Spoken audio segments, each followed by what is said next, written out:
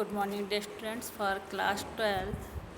Today we discussion chapter number 8, physiology and sports.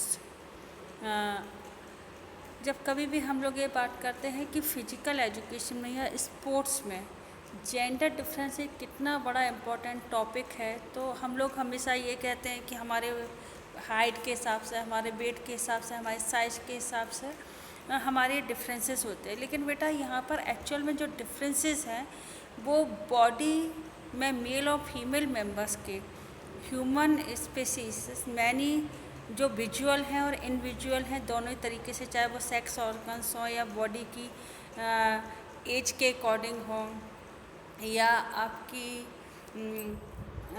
आपके different से ऐसे जो हैं कि जो मेल और फीमेल में डिफरेंट उसमें समझ आते हैं। तो सबसे पहले इम्पॉर्टेंट चीज़ है कि there are the following physical difference between the male and female. हम लोग कहते हैं कि बॉडी साइज़ में जो बॉयज़ या मेल होता है वो लॉन्गर होता है और उसकी जो वुमेंस होती है वो थोड़ी शॉर्ट हाइट में होती है, वो 10% डाउन वाली कंडीशन में होती है या ब्लो होती है। The size of the body male at the longer and compare to the female. Second discussion होता है कि बॉडी शेप, हमारा जो बॉयज़ का बॉडी शेप होता है वो टी शेप होता है, लेकिन जो फीमेल का बॉडी शेप होता है वो एक्स शेप होता है, एक्स शेप में होता है। इसलिए जो ये बॉडी का शेप है ये डिपेंड करता है आपकी अपनी हेरिडिटिकली भी उस पर कि आपकी पेरेंटल किस तरीके की अप्रोच है। क्योंकि गर्ल्स में या फीमेल्स में जो पेल्विस गार्डल वगैरह होती है उनके साइज़ के कारण या पेट्रोल गार्डल की साइज़ के कारण का जो शेप होता है डिफरेंस होता है। और कुछ चीज़ें हैं कि जो फीमेल ऑर्गन्स होते हैं जिनके कारण भी इनको काफ़ी अप्रोच की ज़रूरत होती है, स्पेस की ज़रूरत होती है, इसके कारण इनका शेप जो होता है एक्स शेप में हो जाता है, जबकि मेल का जो शेप होता है वो टी शेप में होता है। शोल्डर वाइड होते हैं, देन और बॉडी इन स्ट्रेट लाइन में होती है।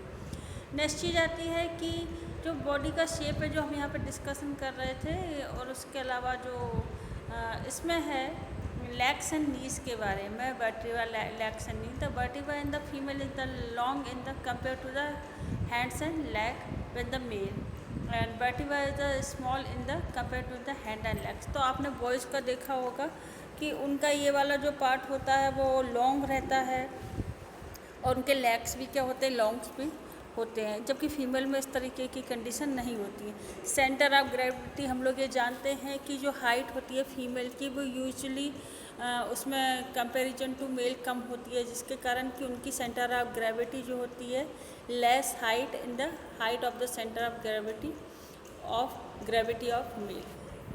अगर हम यहाँ हाइट की बात करें, जो लोग मेल की बजाय फीमेल्स का जो होता है बेस जो होता है वाइड रहता है, जिसके कारण उनकी स्टेबिलिटी ज़्यादा होती है। This is the reason way to the stability of the female is more than the male, क्योंकि उनकी जो पेल्विस गार्डल है और वो है वो उनको वाइडर रेंज पर देती हैगी। नेक्स्ट चीज़ आती है एब्डोमिनल। आप एब्डोमिनल पार्ट की फीमेल है the large abdominal cavity than male. This is due to the fact that the female have the additional organs of the reproduction. ये सभी लोग जानते हैं कि जो फीमेल का शेप होता है वो एक्स शेप होता है, और कहीं ना कहीं उनकी ये जो एब्डोमिनल कैविटी होती है उसके कारण यही कंडीशन होती है। बोन्स ऑफ द शोल्डर्स, जो मेल की जो शोल्डर्स बोन होती हैं वो बहुत स्ट्रॉन्गर होती है, इसलिए वो discuss thrower, short put thrower या हैमर थ्रोअर में बहुत बेटर होते हैं कंपेयर टू द फीमेल। इसलिए जो लो वेट इक्विपमेंट्स होते हैं मोस्टली वो गर्ल्स को यूज़ करने के लिए कहा जाता है, क्योंकि उनके शोल्डर बोन पे कहीं ना कहीं वो प्रॉब्लम्स क्रिएट ना हो। Physiological difference the female and male में है, लेकिन एक्चुअल में जो डिस्कशन हम लोग यहाँ पे कर रहे हैं वो है मस्कुलर स्ट्रेंथ से रिलेटेड। अगर हम फिजियोलॉजिकल पैरामीटर्स की बात कर रहे हैं डिफरेंसेस की, तो कहीं ना कहीं उनमें सबसे पहली चीज़ आती है स्ट्रेंथ। तो बेटा जो मेल मसल स्ट्रेंथ होती है ग्रेटर होती है compare to the female. Also observe the female has the 30% more upper strength than the female, and further men have the higher ratio of the muscles mass to the body weight. इसलिए इनमें जो होती है कि ये जो good swimmer होते हैं और ये 100% जो होते हैं बेटर स्विमर होते हैं, लेकिन गर्ल्स का भी स्विमिंग का बेटर होता है, लेकिन वो उनसे कहीं ना कहीं कंपैरिजन में उनसे थोड़ा सा 10% लो तक उनकी वर्किंग होती है। फिर नेक्स्ट चीज़ आता है आपके पास कि जो है ब्लड सर्कुलेशन। तो आपने जानते हैं कि मेल और फीमेल में अगर आप कहेंगे कि भाई उनका हार्ट का साइज़ बड़ा होता है, इनका हार्ट का साइज़ छोटा होता है, तो size of the heart the female is the smaller compare to the male. It also there in the less amount of blood in female than male. और ये जो वर्किंग है, मेल वर्किंग जो होती है वो फास्ट होती है और ज़्यादा एक्टिव होती है मोर देन द फीमेल। इसलिए क्या होता है कि उनमें ये ब्लड का सर्कुलेशन फास्ट होता है, इसलिए उनको बीपी वगैरह की प्रॉब्लम्स भी कहीं ना कहीं ज़्यादा होती हैं।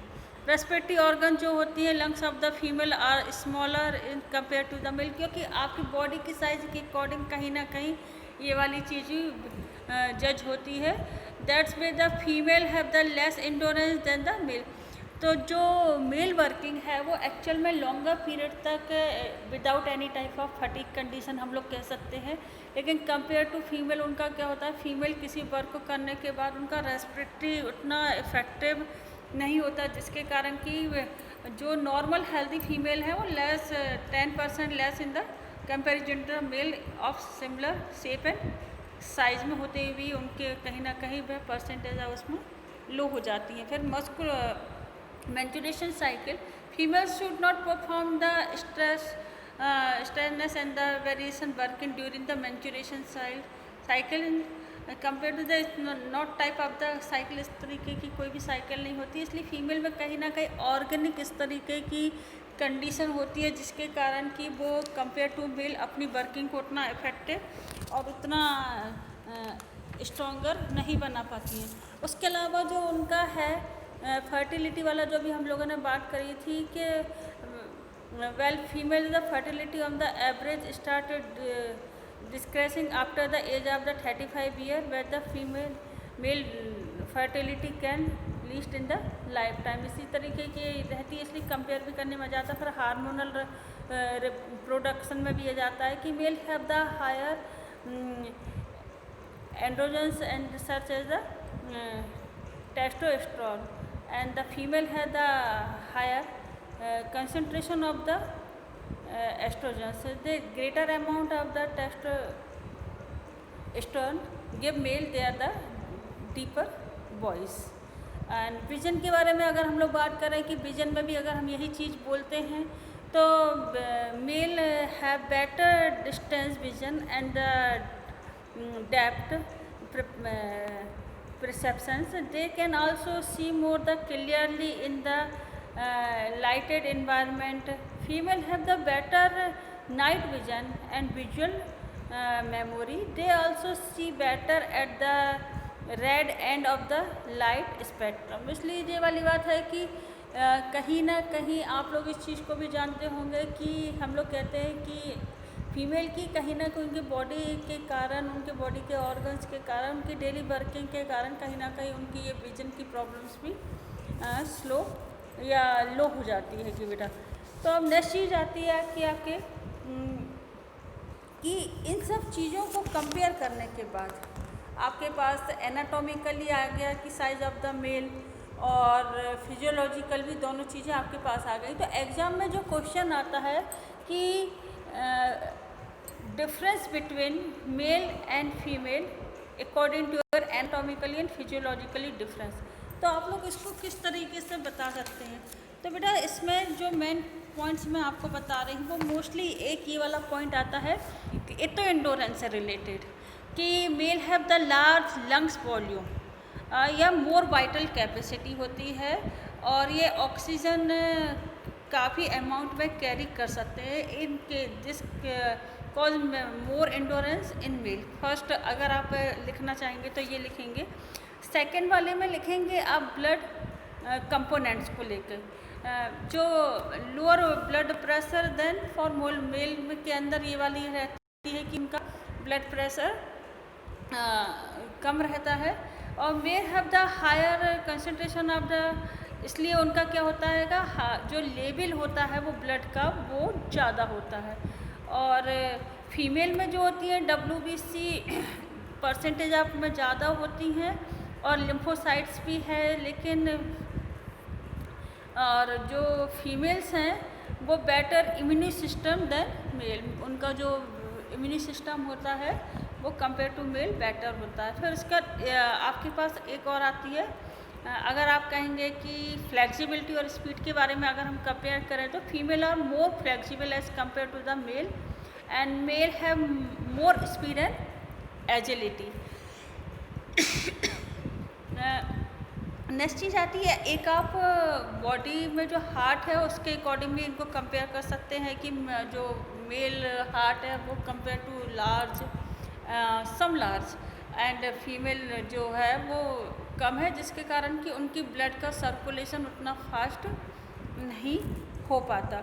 उसके अलावा जो फीमेल्स में है वो उनके ऑर्गेनिक जो ऑर्गन्स हैं उनके कारण भी कहीं ना कहीं उनके साथ इस तरीके की प्रॉब्लम्स होती है। इसलिए इस क्वेश्चन को आप 1 मार्क्स क्वेश्चन में भी ले सकते हैं और विदिन लास्ट ईयर भी इस तरीके का क्वेश्चन आपको बिफोर लास्ट ईयर भी डिफरेंस बिटवीन ये आया था, फिजियोलॉजिकल एंड पैरामीटर्स बारे में क्वेश्चन आ चुका है।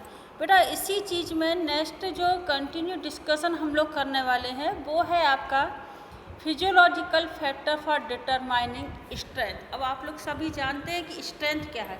स्ट्रेंथ कहीं ना कहीं हमारे इंडोरेंस स्पोर्ट्स के लिए सबसे ज़्यादा इम्पोर्टेंट होती है। अब आप कहेंगे इंडोरेंस स्पोर्ट्स कौन सी चीज़ होती है, तो बेटा endurance is the important components of the physical fitness. It is ability to without work, मतलब non stop working but without any type of fatigue. तो it is there are 2 type, the aerobic and anaerobic endurance and physiological factor with determining endurance are. First are आपका जो oxygen आपका जो है oxygen uptake है, pulmonary diffusion है, cardiac output and blood volume and flow and red muscles fibres and hydrogen. तो बेटा जो सबसे पहला कंपैरिजन है उसके बारे में हम लोग मसल्स कंपैरिजन। तो मसल्स कंपैरिजन के बारे में पहली चीज़ आप लोग यही बात जानेंगे कि जो मसल्स फाइबर है, रेड मसल्स फाइबर जो होती हैं वो स्लो ट्विस्ट मसल्स फाइबर्स भी कहलाती हैं। They can carry more oxygen than helpful to the aerobic endurance. तो अब ये चीज़ आती है, thus the higher percentage of red muscles fibre increase endurance power. तो अब आपके पास आ गए इसमें वाइट ट्विस्ट फाइबर्स के आ गया, स्लो ट्विस्ट फाइबर्स के। तो जिनमें हेरिडिटिकली ही अगर फास्ट ट्विस्ट फाइबर्स है तो वो एक बेटर स्प्रिंटर हो सकते हैं, और जो स्लो ट्विस्ट फाइबर है वो एक long distance endurance working capacity उनकी इंक्रीज होती है। तो इसलिए ये कहीं ना कहीं स्ट्रेंथ पावर को, आपके इंडोरेंस और स्ट्रेंथ पावर को कहीं ना कहीं आपको शो करता है। नेक्स्ट चीज़ आती है आपके पास साइज ऑफ द मसल्स। तो आपकी जो मसल्स फाइबर्स हैं वो sarcolemma bands in the muscles fibres to work together. The sarcolemma covering increase the muscles cross area and help in the strength components. तो ये आपको 2 टाइप्स की मैं जो बात आपसे कर रही थी कि जो फास्ट ट्विस्ट फाइबर्स हैं और जो स्लो ट्विस्ट फाइबर्स हैं वो कहीं ना कहीं आपको आपकी वर्किंग में आपको हेल्पफुल भी होते हैं, लेकिन कंपेयर टू ये अलग इंडिविजुअली अलग अलग वर्किंग के लिए रिस्पॉन्सिबल भी होते हैं। Next is size of the muscle. The strength of the individual depend on the size of muscles. आपकी जो नंबर ऑफ मसल्स हैं, जो साइज ऑफ मसल्स हैं वो आपकी किस तरीके से आपकी वर्किंग में हेल्प कर सकते हैं। As larger and bigger muscle produce more force with the help of different methods to strength training, the size of the muscle can be increased। आपने देखा होगा कि जो एक लॉन्ग डिस्टेंस रनर होते हैं वो कहीं ना कहीं अपनी मसल्स की साइज़ की या मसल्स की नंबर ऑफ स्ट्रेंथ के कारण अपनी वर्किंग को इफेक्टिव बना सकते हैंगे। तो ये डिफरेंस जो है ये आपकी ट्रेनिंग में भी विजुअल होता है कि जो जिनकी स्ट्रेंथ पावर बेटर होती है वो ड्यूरिंग द ट्रेनिंग पीरियड भी अपना बहुत अच्छा वर्क, और ये आप जिम वगैरह में जो मसल्स के साइज है इनको इंक्रीज करते हैं, जैसे कि आपकी स्ट्रेंथ पावर और इंक्रीज होती है।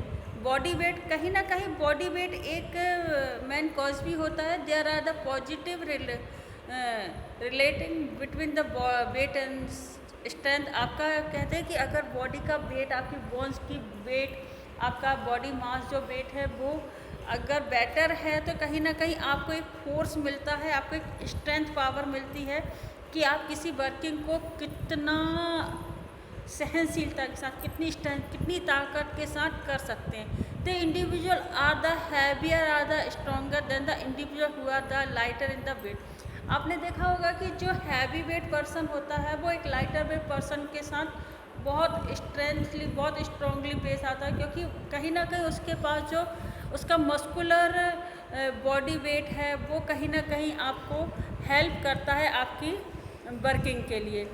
तो नेक्स्ट चीज़ आपके पास आती है कि आपका बॉडी का वेट जो होता है, there are positive relation between the body weight and strength, और जो आपको स्ट्रॉन्गर बना रहा है। फिर नेक्स्ट चीज़ आती है आपके पास वाइट मसल्स फाइबर। तो वाइट मसल्स फाइबर जो होते हैं या फास्ट ट्विस्ट फाइबर्स भी कहलाते हैं, white muscles fibre, they have more connective tissue and they beginning fast and strong working करते हैं, और ये परसेंटेज आप जो होते हैं हेल्प करते हैं एक्सप्लोसिव स्ट्रेंथ के लिए आपको। फिर है next muscles length. Every muscles है different size. Long muscles have more potential of the strength as compare to the small muscles. Next is the age. Age भी एक मेन फैक्टर होता है कहीं ना कहीं आपके वर्किंग के लिए। तो strength of muscles is minimum between 20 to 40 your age, it is the greatedly working and after 40 year वो होती है मसल्स की स्ट्रेंथ पावर क्या होती है, कम होने लगती है, जिससे उनकी वर्किंग उतनी इफेक्टिव नहीं हो पाती। और देन आपके अलावा इसके बाद एडिक्वेट एनर्जी होती है, जो muscles movement need sufficient energy की नीड होती है। तो greater number of the mitochondria in muscles fibre produce more energy and stronger and longer muscles contractions. तो बेटा आपके पास ये सबसे पहली चीज़ है मस्कुलर, आपके पास बॉडी है तो मस्कुलर उसके साथ कहीं ना कहीं आपको बेटर वर्किंग भी मिल सकती है। फिर है वाइट ट्विस्ट फाइबर जो आपको फास्ट ट्विस्ट फाइबर भी कहलाते हैं, और मसल कंट्रैक्शन जो कि आपको कहीं ना कहीं आपको कंट्रोल करती है आपकी वर्किंग को और इफ़ेक्टिव बनाती है, और इसके साथ इफ़िशियंसी पावर और मूवमेंट भी इंक्रीज होती है। हेल्प द स्ट्रेंथ डेवलपमेंट, और ये स्ट्रेंथ डेवलपमेंट के लिए भी बहुत ज़्यादा ज़रूरी होती है। मसल्स की लेंथ कहीं ना कहीं आपकी वर्किंग को इफेक्टिव करती है, साइज ऑफ द जो मसल्स है वो। उसके अलावा है neuromuscular response. Neuromuscular response are the producing by the nervous system to control muscular contraction. The intensity of the neuromuscular response determine strength। कहीं ना कहीं आपका न्यूरोमस्कुलर जो रिस्पॉन्स होता है वो जितना बेटर होगा उतना रिस्पॉन्डिंग के साथ आपकी वर्किंग भी उतनी ही इफ़ेक्टिव होती चली जाएगी। तो बेटा आज हम लोगों ने सबसे मेन डिस्कशन क्या करा कि difference between the male and female या फिजियोलॉजिकल एंड एनाटॉमिकल स्ट्रक्चर के बारे में। सेकंड हमने डिस्कशन करा कि physiological factor determining of strength. तो आप ये जानते हैं कि जो कंपोनेंट्स ऑफ फिजिकल फिटनेस हम लोगों ने पूरे पढ़े, उसमें स्ट्रेंथ, स्पीड, इंडोरेंस, फ्लेक्सिबिलिटी, इस तरीके का डिस्कशन हम लोग करते रहते। तो नेक्स्ट जो हम लोग डिस्कशन करें वो रिलेटेड टू स्पीड के बारे में डिस्कशन करेंगे कि स्पीड हमारे लिए कितना बड़ा फैक्टर है किसी भी वर्किंग को करने में। तो आई होप आज आप लोगों को ये चीज़ क्लियर हो गई होगी कि हम लोगों ने फिजियोलॉजिकल फैक्टर स्ट्रेंथ के बारे में और उसके साथ ही आपकी फिजियोलॉजिकल और एनाटॉमिकल स्ट्रक्चर के बारे में, पैरामीटर्स के बारे में हम लोगों ने यहाँ पे पढ़ा था। तो इस तरीके का डिस्कशन हम नेक्स्ट उसमें भी क्लास में भी कंटिन्यू करते रहेंगे। तो आई होप अब आप इस वीडियो को लेके क्लियर होंगे कि किसी भी तरीके की आपको प्रॉब्लम्स क्रिएट ना हो। Okay, thank you students.